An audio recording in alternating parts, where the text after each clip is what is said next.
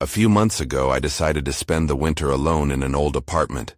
I thought it would feel cozy during the cold months. I'm 33, work as a freelance graphic designer, and working from home had its appeal. But not long into it, things started to get strange. The first week was pretty standard. It creaked, it had drafty windows, and it felt like the place had a history. I was up late at night scrolling through job postings. The glow from my laptop lit up the dark room. That's when I first heard it, thumping from above me. I thought maybe it was just a neighbor moving furniture or something. I brushed it off and went back to my screen, but the thumping came back. It was loud enough to pull me out of my focus. I glanced up at the ceiling, wondering who could be up there at this hour. The building was old, so I convinced myself it was nothing. However, the next night, it changed. The thumping morphed into something different. Instead of a rhythmic noise, it was skittering, like little feet racing around. I felt a chill. I told myself I was just imagining things, probably from being alone too long. After those nights, I thought I'd be fine. But then, I started seeing things. I was pacing around my living room, trying to distract myself from the sounds. When I glanced out of the window, I froze.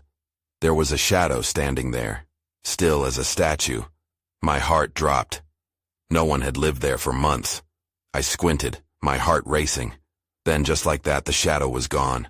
I tried to convince myself it was nothing, but I was scared. After that, every night felt different.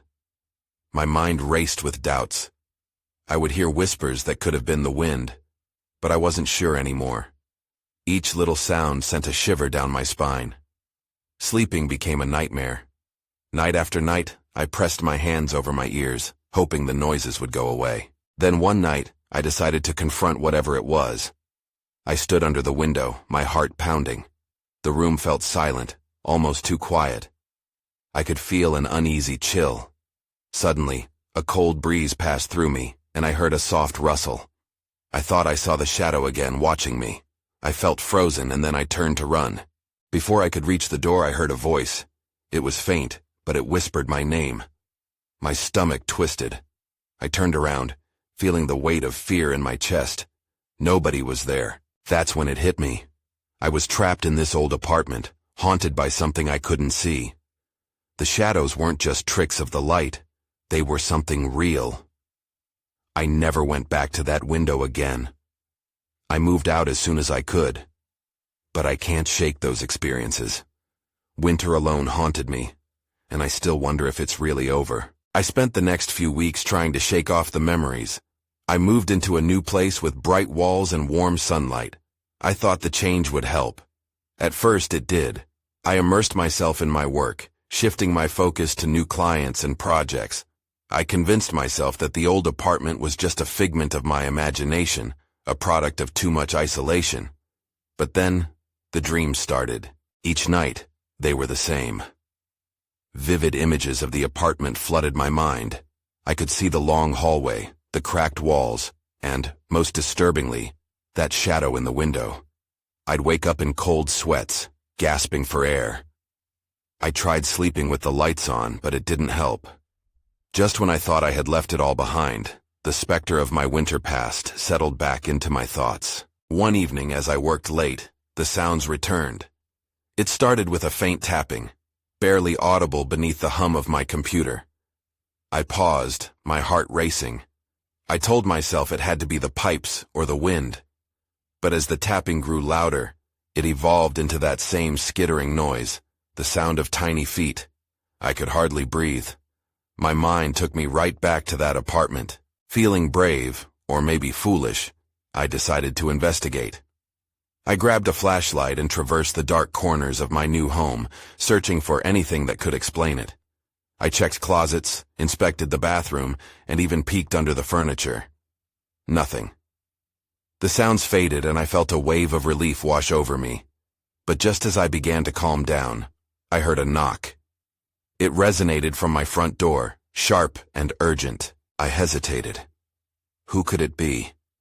It was late, and I didn't expect any visitors.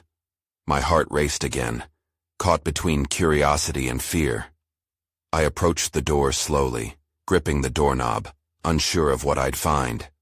When I opened the door, nothing was there. Just silence.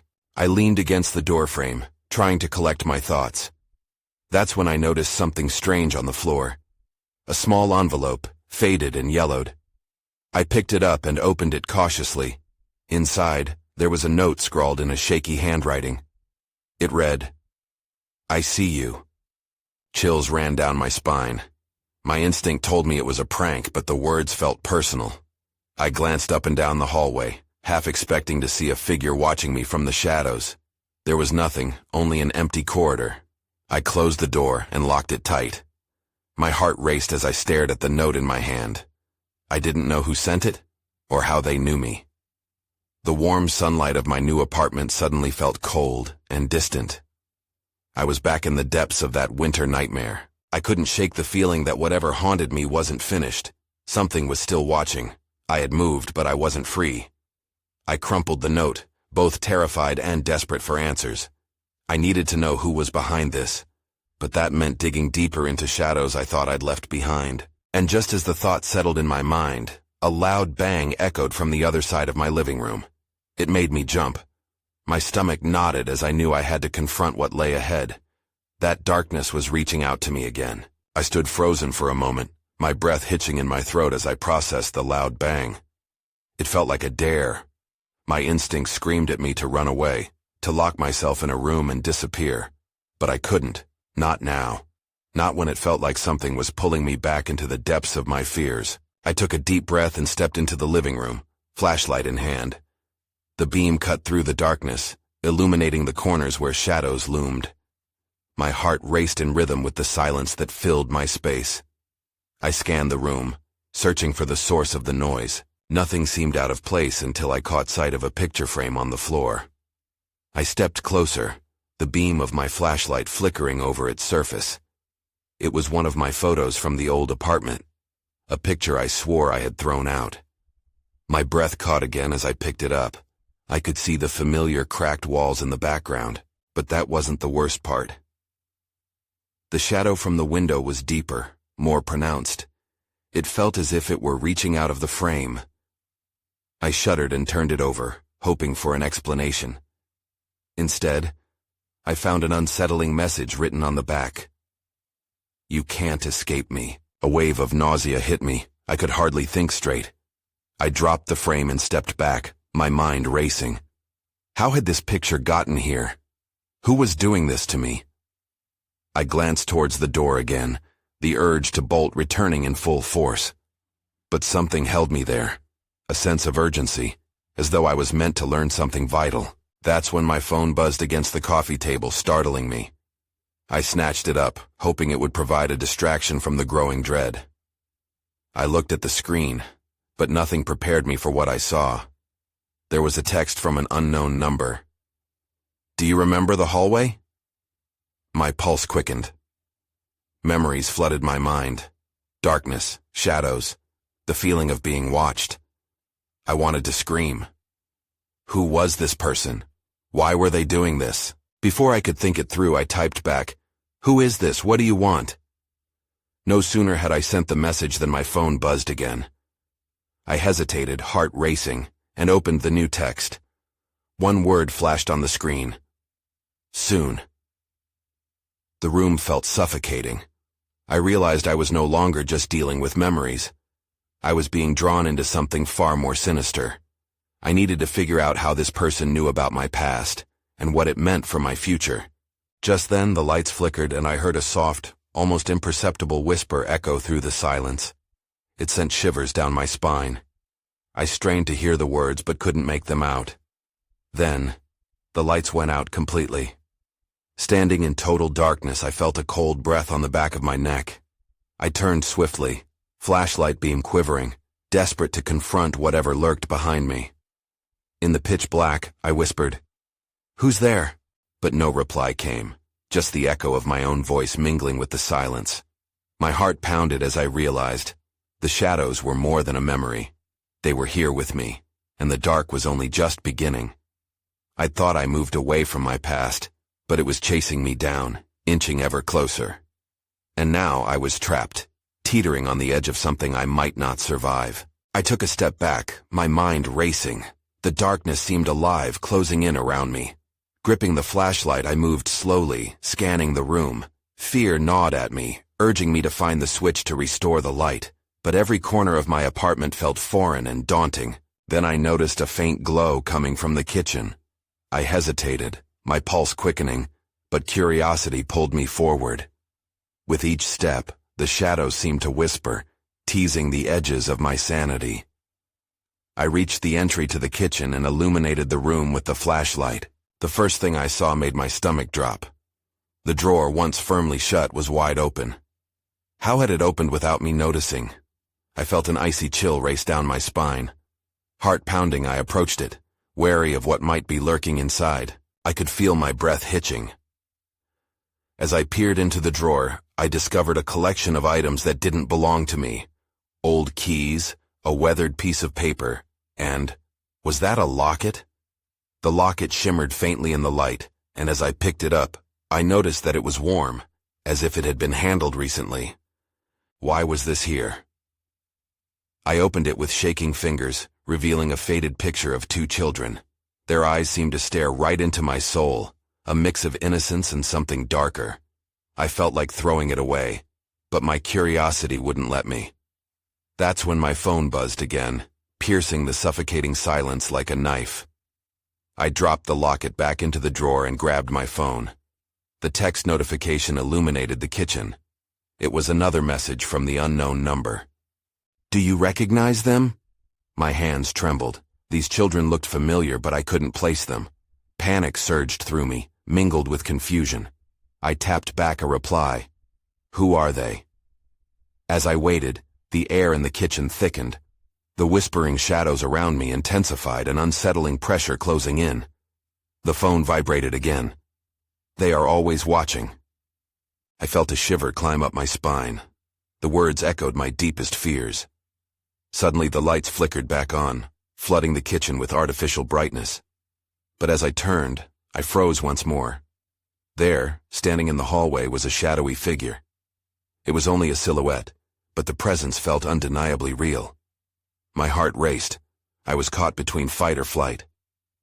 "Who are you?" I managed to whisper, my voice barely audible over the pounding of my heart. The figure remained still, almost as if it were waiting for me to make a move. My instincts screamed at me to run, but a stronger force held me in place, rooted there in fear. Then, just like that, it seemed to dissolve into the shadows, leaving only an echo of its presence. I blinked, and it was gone. I stood there, gasping for breath. This was no longer just about memories. Something had crossed over into my reality.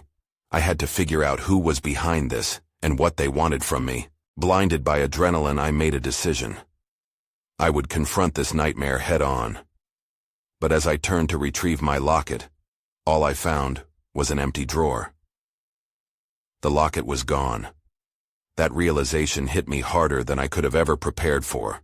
I had opened a door that couldn't be closed, and whatever was lurking in the shadows was just getting started. I woke up the next morning feeling like I was still in a nightmare. The house was unnaturally quiet, but I couldn't shake the feeling that I wasn't alone. After what happened last night, I needed answers. I made a plan to investigate my home. I started in the kitchen. Everything looked normal, but my gaze kept drifting to the empty drawer. I could still feel the warmth of the locket pulsing in my mind. I rummaged through other drawers, looking for anything that might offer a clue. A dusty cookbook and a set of mismatched utensils were all I found. Frustrated, I slammed the last drawer shut. Then I decided to check the living room. I moved cautiously, expecting something to jump out at me. I flipped on the TV to fill the silence with noise. As an old show blared from the screen, I suddenly remembered something from my childhood, a game we used to play at the old house. It involved hiding and finding things in the dark. I laughed bitterly at the thought. None of that was funny now. I grabbed my phone, ready to text my best friend for comfort, but the light on my screen caught my attention. I had a new message from that unknown number. My heart twisted in my chest. "Look behind the curtain," it read. I looked towards the living room windows where light filtered through the sheer curtains. My breath hitched again. What could it possibly mean? Was someone messing with me, or was there really something behind there? Against my better judgment, I approached the window, each step heavier than the last. I grasped the fabric and pulled it back. The sunlight streamed in, illuminating nothing but a potted plant on the windowsill. My heart sank. Was this what they meant? I half expected to find a clue or a sign, but nothing stirred.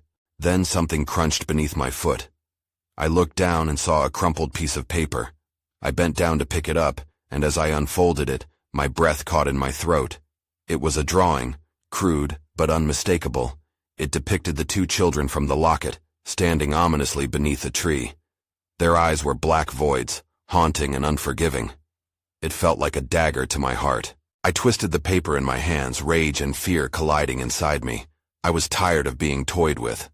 Suddenly the room grew colder, and my breath came out in visible puffs. Something wasn't right. Just as I turned to leave the living room, a loud bang echoed behind me. I whipped around, heart racing, but I saw only the empty curtain swaying slightly as if disturbed by a chill. The television cracked with static, and the image flickered. Suddenly, it cut to a live feed of my hallway. My mouth went dry. I couldn't understand how the screen was showing my home in real time. I could see the shadowy outline of what looked like that same figure, standing eerily by the front door. It was as if my worst fears were manifesting before my eyes. Then the lights flickered again, plunging me into semi-darkness. I had only moments to react, and as I felt the chill creep up my spine, it hit me like a ton of bricks. Someone was inside the house. I felt my heart race, the sudden realization weighing heavy on my chest. I couldn't stay frozen in place. I had to think and act quickly. I turned and bolted toward the back door, hoping to escape whatever lurked in my home. Panic surged as I sprinted through the kitchen, glancing around for any sign of movement. Each creak of the floorboards echoed like thunder in my ears. I reached for the doorknob, my hand trembling. Just as I was about to turn it, the lights went out completely, plunging me into darkness. Cold enveloped me, and I shivered. Voices whispered in my mind, urging me to be quiet. I couldn't afford to make a sound. I held my breath, straining to hear anything beyond the pounding of my heartbeat. Suddenly I heard it. A soft, dragging noise coming from the living room. My blood turned to ice.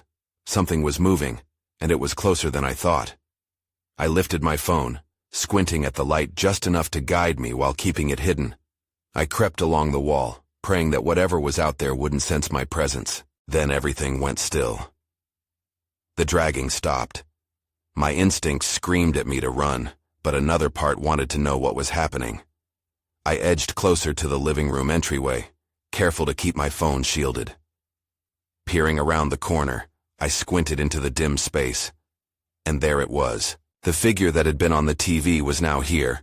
It stood near the sofa, shrouded in shadows. I could hardly breathe, but what struck me even more was its existence. It wasn't just a ghost. It seemed almost solid, its face cloaked in darkness.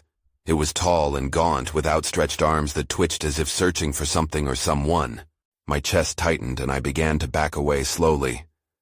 That's when I noticed something glowing on the floor next to the figure, a faint light emanating from the locket that had been lost to me. It flickered, pulsing softly like a heartbeat, beckoning me. Against all reason, I felt drawn to it. Maybe it could offer answers. But as I took a step forward, the entity turned its head, its empty gaze locking onto me. Fear coursed through my veins. I should have bolted then, but some strange connection held me in place. I had to know. I had to understand what was happening. "Who are you?" I managed to whisper, my voice barely escaping my lips. It didn't respond, but the locket's glow intensified. It dimmed and brightened, and in that moment, I saw images flash through my mind. Visions of those two children, their faces twisted in anguish. Just then, the figure lunged forward, and I instinctively shouted. That's when I stumbled back, hitting the wall hard. Pain shot through me, but I couldn't focus on that. I just wanted to escape. As I scrambled back toward the hallway, I could hear it coming, an otherworldly wail that shattered the silence. I ran. I had no time to look back. I needed to get out before I could find out what it truly wanted.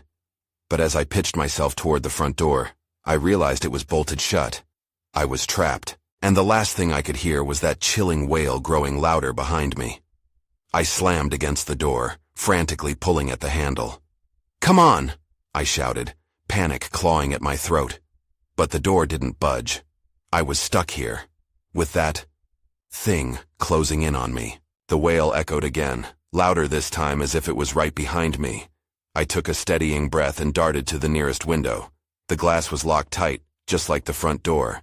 My heart pounded in my chest. I turned, scanning for another escape route. I noticed the kitchen door, the one leading to the basement. I remembered how the basement was always eerily quiet. Just the thought of it sent a chill down my spine. But I had to make a choice. I couldn't stand here waiting to be caught. I quickly made my way to the basement door, my phone illuminating the way. As I reached for the doorknob, I hesitated. What if something was down there? I couldn't shake the feeling that if I opened this door, I would plunge into darkness far worse than what lurked upstairs. But behind me, the wail grew sharper, filled with anger and despair. I gripped the knob tightly, forcing myself to turn it. The door creaked open slowly. The air that rushed out was musty and cold, wrapping around me like an icy hand. I took a step down the creaky stairs, each one protesting under my weight. I glanced at the door above. I could still see that faint glow from the locket filtering through, but it was getting dimmer. The figure must have been getting closer. Shivers raced down my spine as I reached the floor of the basement. I switched off my phone light, plunging myself into darkness. I needed to feel my way through this nightmare. I pressed myself against the wall, my heart hammering, and listened intently. Shuffling footsteps echoed above me. The being was searching. It felt as though it would find me any second. Anxiety gripped my chest, but a small part of me was curious. Why did its wail seem familiar? It was haunting, but somehow tugged at a hidden memory. Then I heard a faint sound, like a child crying. My chest tightened. It came from deeper within the basement. Clutching my phone tightly, I crept forward, drawn to it against my better judgment. My hands fumbled along the wall until I reached an old wooden door, slightly ajar. With bated breath, I pushed it open, the rusty hinges groaning in protest. Inside was an old storage room filled with boxes, forgotten toys, and dust-covered furniture. The crying grew louder, sending chills down my spine. "Hello?" I called out, my voice trembling. "Is someone there?" The crying stopped. Silence enveloped me. A wave of dread washed over me. I could barely see, but I felt the air shift beside me. Something was moving in the shadows. That's when I realized I wasn't alone. I found out that night that the basement held more than just lost memories. And each revelation only deepened the mystery of the figure that haunted my home. I backed away from the door, my heart racing. Fear gripped my throat. I had heard something. Someone shifting in the shadows. The air felt thick, pressurized, as if the basement itself was holding its breath. "Hello?" I tried again, this time louder. "Is anyone there?" The silence that followed was deafening. I squinted into the darkness, struggling to focus. I wished I hadn't shut off my phone. Then the crying returned, a soft whimper that seemed to echo from all around. It was coming from the corner of the room, hidden behind an old box. I took a hesitant step forward, battling my instinct to run and hide. "Please," I whispered. "I just want to help." Suddenly the sound stopped. My blood ran cold. I stood there, my breath shallow, waiting for any sound. But nothing came. Just the heavy silence that felt like a weight pressing down on me.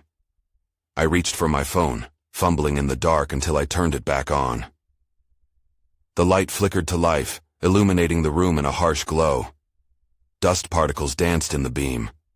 I swept the light towards the corner where the whimpering had come from, and that's when I saw it. A small figure crouched beside the boxes, shivering in the cold. My heart leaped. "Are you okay?" I asked. fear mixing with a strange kind of hope.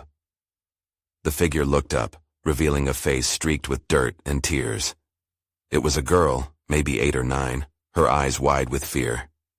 "Help me," she whimpered, her voice barely above a whisper. Before I could respond, the oppressive silence shattered with a loud crash from above. The basement door slammed shut, plunging me back into darkness. Panic squeezed my chest. I swung around, directing the light toward the door. I was trapped. The girl started to cry again, inching closer to me. "It's coming," she said, her voice trembling. "It knows you're here." I looked back at her, my mind racing. "What knows?" But before she could answer, a low growl resonated from the back of the basement. I felt the pressure of whatever was lurking behind us, something dark and monstrous. "Run!" I shouted, grabbing the girl's hand. We dashed toward the storage door, moving as quickly as we could in the low light. Just as we reached it, something slammed against the wall behind us, shaking the ground. We burst through the door and into a narrow hallway. I could hear the growl grow louder, more insistent. I pulled the girl with me, the sound of our footsteps echoing against the concrete walls. "Where do we go?" I asked, panic tinging my voice. "The window!" she shouted, pointing to a small barred window at the end of the hall. I sprinted toward it. The growl was almost a roar now, shaking the air around us. I could feel it closing in, hot breath on my neck. As we reached the window, I quickly tried to pry it open. "Help!" I shouted, desperation clawing at me. But the bars wouldn't budge. The girl tugged at my arm, her wide eyes pleading. "It's coming!" The moment I looked back, I saw the figure emerging from the shadows. It was now an ominous silhouette moving with terrifying speed. I turned back to the window, scrambling for a way out. That's when I realized the basement held more than just memories. It contained a nightmare I wasn't ready to face. And now, time was running out. The growl intensified, sending vibrations through the walls. My heart raced as I yanked on the window with all my strength, pushing against the rusted metal bars. Nothing happened. I glanced back at the girl. She was trembling now, her small frame almost lost in the shadows. "Please, we have to get out," I shouted, fear bubbling into panic. The air felt charged and I could sense the presence getting closer. I took a step back, thinking frantically. The hallway was narrow, with only a few dusty crates piled against the wall. I turned to the girl, desperation in my voice. "Can you fit through the bars?" She shook her head, tears streaming down her cheeks. "No, I'll get stuck." The growl was now a roar. I could see the edge of something large taking shape in the darkness, moving closer with each heartbeat. I needed a different plan. I shone my light toward the crates. "Maybe we can climb up and find another way out." We rushed to the nearest crate. As I scrambled to pile them up, I glanced over my shoulder. The creature was almost upon us, glistening teeth bared in a grim smile. My stomach twisted at the sight. "Come on, hurry!" I urged the girl. She obeyed, her small hands moving swiftly as she climbed. I followed closely behind, my breath coming in ragged gasps. Just as we reached the top and were about to jump to the next stack, the ground shook violently. A low, rumbling growl filled the air, echoing off the concrete walls. I lost my balance, tumbling forward and grabbing onto the edge of the crate for support. "Watch out!" the girl screamed. Before I could react, the creature lunged at me, lunging from the shadows with lethal speed. I twisted to the side, narrowly escaping its jagged claws. I felt the rush of air as it passed me, a dark blur that sent shivers down my spine. "Down! Get down!" I yelled at the girl, who was frozen in fear. I threw myself off the crates, landing hard against the floor. The girl followed suit, eyes wide, tears reflecting the dim light. We hit the ground just as the creature turned around, its eyes locking onto us with a feral intensity. The growl morphed into a deafening roar. It was massive, dark, and beastly, with matted fur that blended into the shadows. I pushed the girl back, shielding her with my body. "We need to find something, anything, to defend ourselves." The flickering light from my phone illuminated a rusty pipe along the wall. I pointed to it. "Grab that." She nodded, scrambling toward it, her small hands fumbling as she pulled it free. I could see the determination in her eyes. As she approached, the creature took a step forward, and the growl felt like it would rip my ears apart. Time slowed. "Now! Hit it!" I shouted. But before she could swing the pipe, the creature lunged. Everything went black. I awakened on the ground, the girl's scream echoing in my ears. I shot up, looking around frantically. The basement was empty. The growl had faded, but the silence felt more oppressive than before. What had just happened? I took a shaky breath, heart pounding, and caught a glimpse of something glinting against the far wall. Cautiously, I moved toward it, feeling my heartbeat reverberate in my chest. That's when I saw it. A small rusted key lying on the ground, next to a faded piece of paper with an address scrawled messily on it. And at the bottom, a date that sent chills down my spine, one that was just days away. The feeling of dread settled in my stomach. Whatever had happened, this was far from over. I stared at the key, a cold shiver running through me. It felt wrong just to touch it, as if it had absorbed too much darkness already.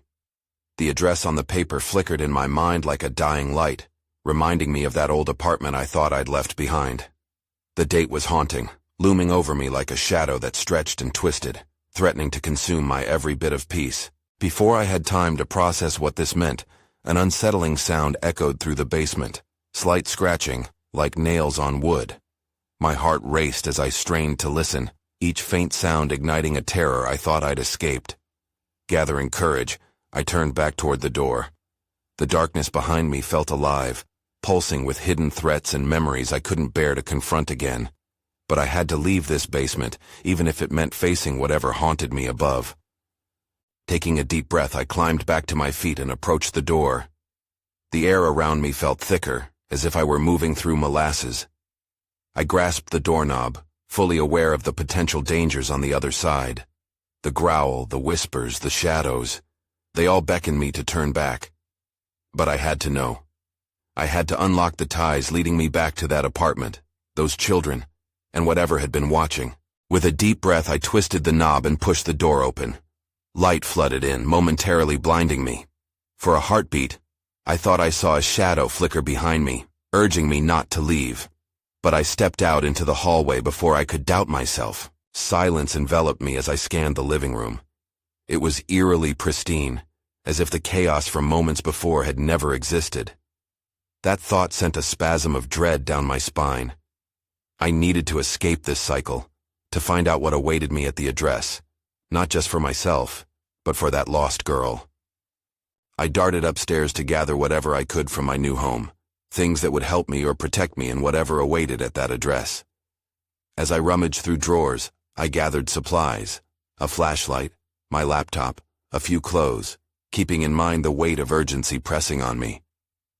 I glanced at my phone and saw the new message notification flash again, the only comfort in this chaos. "Are you ready?" It felt like a taunt, a reminder that time was running out, that whatever I faced was inching closer with each passing moment. Feeling the weight of the world on my shoulders, I stepped out into the night, clutching the key tightly in my hand. The streets were quiet as the light flickered between buildings, and I made my way toward the address nervously scribbled on the paper. The night crept closer, thick clouds enveloping the moon, which offered no comfort at all. It felt like shadows were stalking me, whispers hanging in the damp air. I brushed it all aside. I had to focus. There was something deeply woven in this web of darkness, something I still didn't understand. And then, I arrived. The apartment complex loomed before me, the same dark allure as before wrapped in the stillness of night.